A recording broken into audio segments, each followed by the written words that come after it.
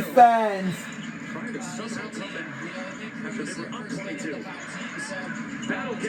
No way in hell. Yeah! Rebound! Yeah! Spurs win! Year 28 is officially in the books. See you all next year for year 29. Mark Anthony Oliveris, Emily Jean Harrington out. First Spurs game ends up being a win. They did it, babe. They did it. They fucking did it. Go Spurs, go. Man, this year for my 28th season as a Spurs fan was a fun one, despite no playoffs for the sixth year in a row, and the fact that Pop wasn't there for most of it, and then Wembenyama, a newly acquired pickup Fox, went down with injury. A massive improvement for sure from Wemby's rookie season last year, along with the previous 4 seasons combined where we were stuck in purgatory and did not make the playoffs for what was the first time since the 1996-97 season. So next year, if we capture the flag in the draft and everybody's healthy, we're a 55-win team and championship contenders again, and it'll be Bob Vila lookout. Yes, this is all what we all want to see, but can we do it in less than 15 years so I can witness at least one Spurs championship in the Sandy Ridge house before moving to the next one? Did I mention we had 3 players on one whole Spurs team play all 82 games in one whole singular, like Robbie Gordon season for the first time since the 2001-2002 season, Duncan's first of 2 back-to-back MVP years. Even with all the flaws and the cons and the shortcomings of this San Antonio Spurs team, with everything they went through, it was way better than last season, considering, to be fair, with how disastrous our record was even last season. It felt more like a positive season, because of the Wemby effect, with how amazing he was as a rookie. And with them playing only 46 games this year as a sophomore, our record improved greatly. So now, the question is, who's gonna stay on the team for next year? Which one of these players from this year's team gonna be on the team next year? Which one's gonna leave, and which newbies are gonna bring in for free agency? Trades, and the draft. I'm keeping my fingers crossed that we get lucky to capture the flag. Well, I guess that means bye Bismack, but we'll have to wait and see. But either way, whether Bismack stays or goes, if we capture the flag and then everybody stays healthy, and Wemby and Fox stay out of health trouble, it's not only Bob Vila lookout, or we're a championship contending team again. I mean, this may seem a little bit of a reach, but crazier things have happened in the sport of basketball, let alone professional pros that we call the NBA. But we could be a 55-win team next year with all the odds falling in our favor.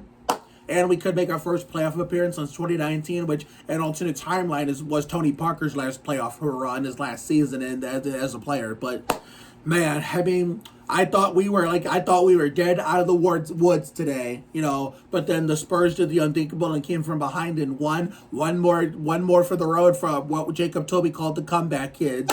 And Jacob Toby had some really big shoes to fill with Bill Land retiring, and he did a hell of a job, coming from Massachusetts to San Antonio for his first full season as Spurs play-by-play, filling Bill Land's shoes. So, Bill Land, I hope you're out there enjoying retirement. I mean, I'm very blessed I got to meet you at least once, when you were in the broadcast booth during the championship season in 2014 against the Cavs here in Ohio, if I remember to insert the picture. But Bill Schoening, I never really interacted you with that much, but if you're watching this, I wish you nothing but the best in your retirement from Spurs Radio. Hope whoever replaces you is just as good as Jacob Toby replacing Bill Land. But, we had the Spurs playing on Christmas for the first time since living La Vida Lab Rats in 2016. The closest one to my birthday was against the Celtics. It was Wemby's last game of the season, where Ty Knott and Celtics and Jessica Marie Garcia as well blew us out on their floor during the rodeo road trip.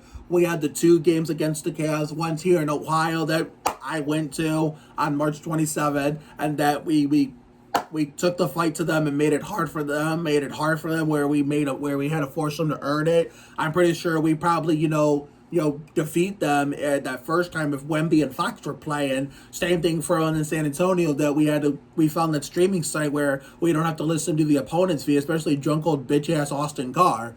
We got to listen to Jacob and Sean, and considering they almost lost it to us with the full on meltdown. But again, just like the one here in Cleveland, if Wembenyama and Fox are playing, we wouldn't have been both times we would not have been as down as much as we were in both those contests, but we probably would have won both of them by with the a little bit of a small margin, at least at best a semi big margin. But I can't wait to see what next year's team does for my 29th year as a fan. Who's going to stay next year? Who's going to go? I mean, who are we going to bring in the draft? Who are we going to bring in a free agency? Who are we going to trade for? I mean, at one point we were 20-12 on the season. Looked like we were in the hunt for a play-in spot that we actually deserved for once.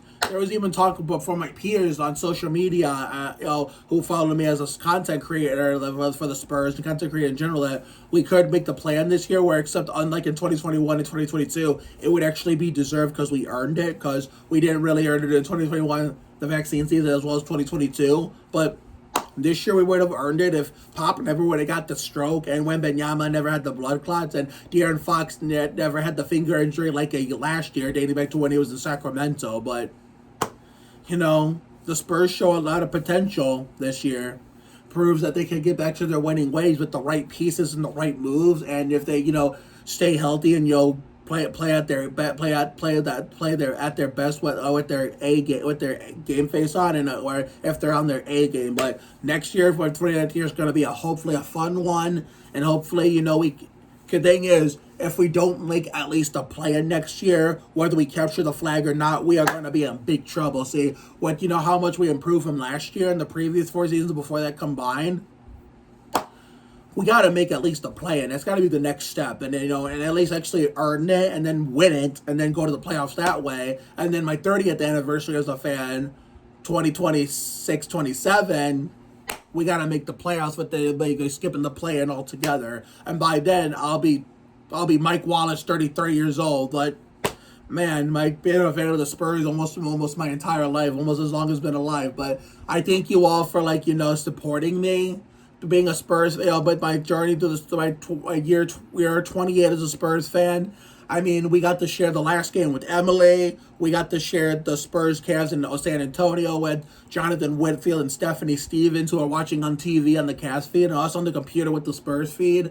We got to share the one here in Cleveland with my dad, as well as my neighbors, Tammy Davis and Chuck Halliburton, a.k.a. Jungle Jim in the car, and Mr. Get Your Ass Out of My Chair. I hope I can share more Spurs games with so many other peers of mine next year. And maybe next year for Spurs Cavs here in Ohio, we'll not only run into Peyton Smith, as well as more real life friends than we were expecting than we did this year, because we were expecting more real life friends, and majority of them never fucking made it. Except for only Jungle Jim in the car was only volunteering, and shit, Mr. Get Your Ass Out of My Chair had season tickets. But maybe we can bring Emily to the one against the Cavs here in Ohio, where it could be 3 of them, which would be her first Spurs game in person. For her, it'll count as her first Spurs game in person, not her first Cavs game. Because in my life, we count Spurs games and not any other team's games.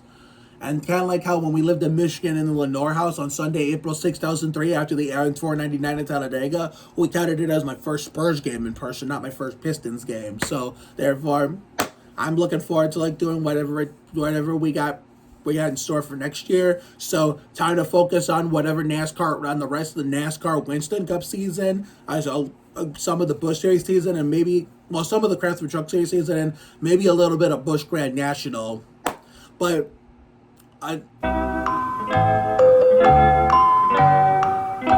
we will be focusing on that for now, but until it finally gets warmer and warmer outside, because tomorrow's going to be 67, weather permitting. But next month, after this next weekend's over, it's going to, actually no, this coming Friday, we'll get our first taste of true warm weather, true taste of spring is in the air and during the month. Our first, real taste of spring is in the air for the month of April. So Friday, there will be a Sandy Ridge video. So therefore, there will be no NASCAR race this coming weekend because of the Easter break. They'll be racing the trucks on Friday and the Busch Series on Saturday. Saturday we most likely will watch. It depends on what my dad may or may not want to do while he's here. But Friday, it's fuck the truck race. We're going after work. We're going outside. Enjoy that 73-degree weather. And Easter, there will be an Easter video at my dad's crib. An Easter vlog. And then Monday and Tuesday, Sandy Ridge content is coming, and it's going to be nice weather. So until it starts getting warmer and warmer on a more frequent, consistent basis, until it starts getting warmer and warmer and warmer on a more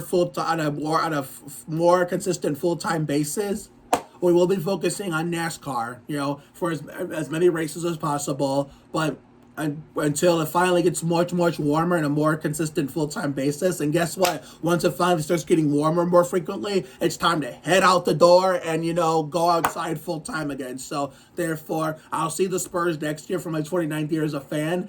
Thank you, Emily, for enjoying your first Spurs game with me, which was we actually got a dub in the form of a come from behind. It sucks that the second NASCAR race was not as exciting as the first at Daytona, but hopefully the Sirius Satellite Radio 400 at MIS will go a hell of a lot better when you win. And then if I have to bail you out on August 10th, in case no one shows up for your birthday, then we will be watching the Sirius Satellite Radio at the Glen for your birthday race. So have a good night tonight and a better day tomorrow. Take care, everyone. Good night. And to the San Antonio Spurs, see you all next season in 2025-26 for my 29th year as a fan, around the time we do Night of the Century, and when we go to the potential the last championship race on Phoenix for the Check Auto Parts 500. Check Auto Parts 500. So therefore, 28 years and counting, and about to be 29 next year. Go Spurs, bitch. Oh mama, Wembenyama. Swipe on the Fox and potentially capture the flag. Mark Anthony Oliveris and Emily Jean out. Go Spurs!